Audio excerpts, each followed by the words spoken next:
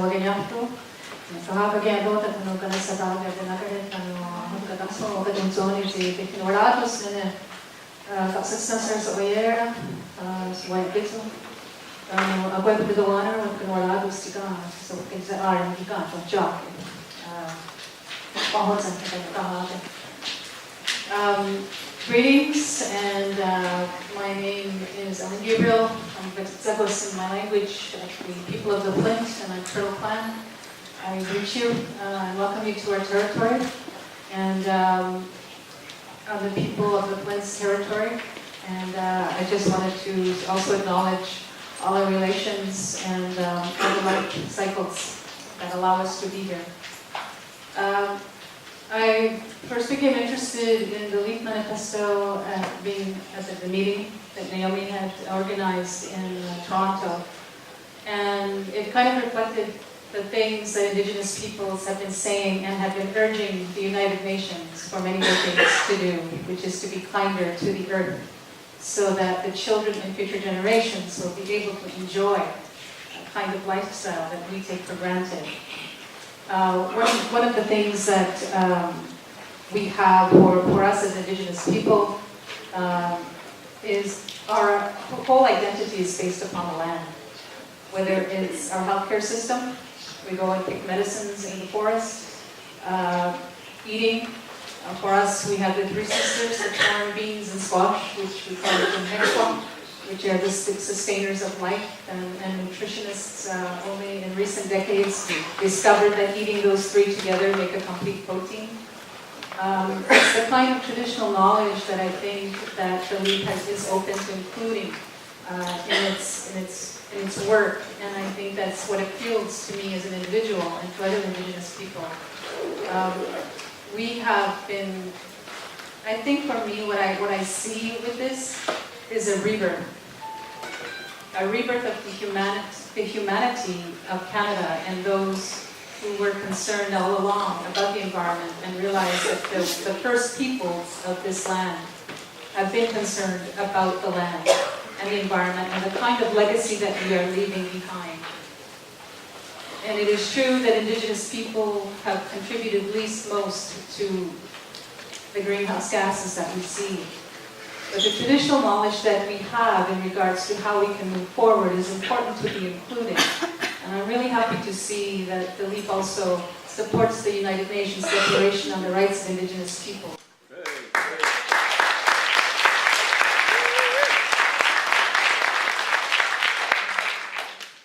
Recently, when I questioned several ministers and people in the bureaucracy, the bureaucratic culture that won't change regardless of what government is in there, and asked about the implementation of the declaration, and they said they're not ready.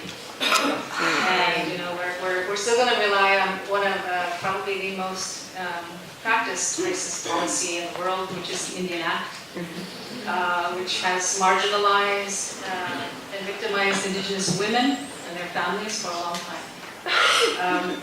A human rights-based approach is extremely important if Indigenous people are going to be part of any kind of movement for the environment and for human rights. An understanding and education of what colonization has actually done to Indigenous peoples is an important part of moving forward. We are part of the environment. We have always been part of the environment. As I mentioned when I introduced myself, I'm Turtle Clan.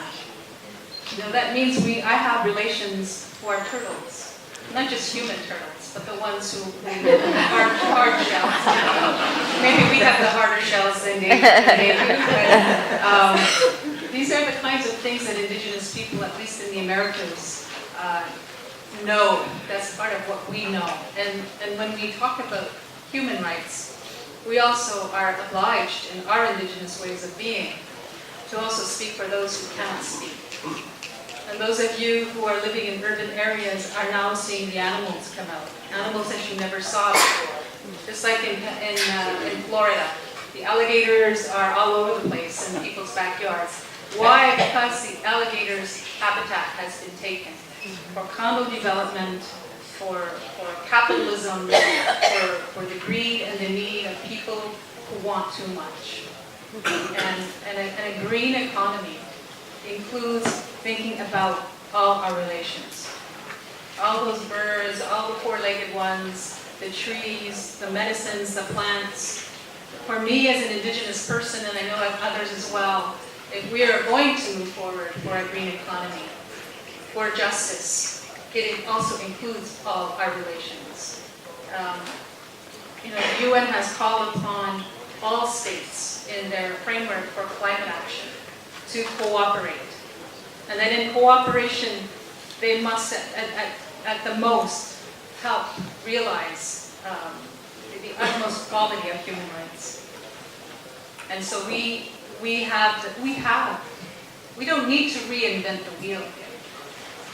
What we need to is wake up people, reinvigorate the minds. The mind's an important part if we're talking about justice and a green economy.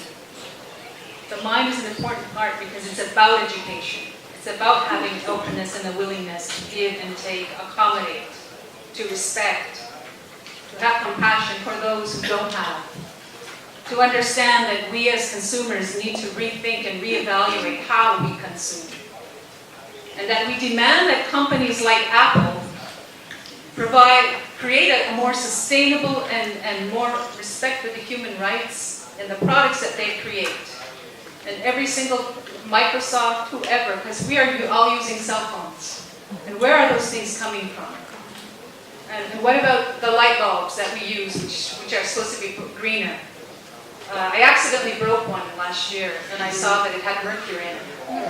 So these are the kinds of things we need to be evaluating when we as consumers buy products. When we as consumers, as people, think about what we are leaving behind.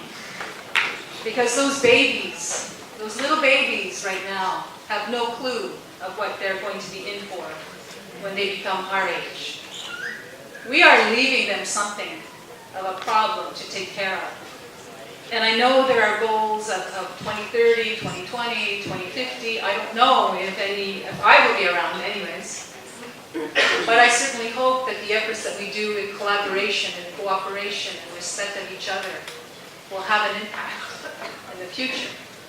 Because this is what it's about. What we do today impacts the future. And so I think I'll end it for now because I know we have a lot more discussions.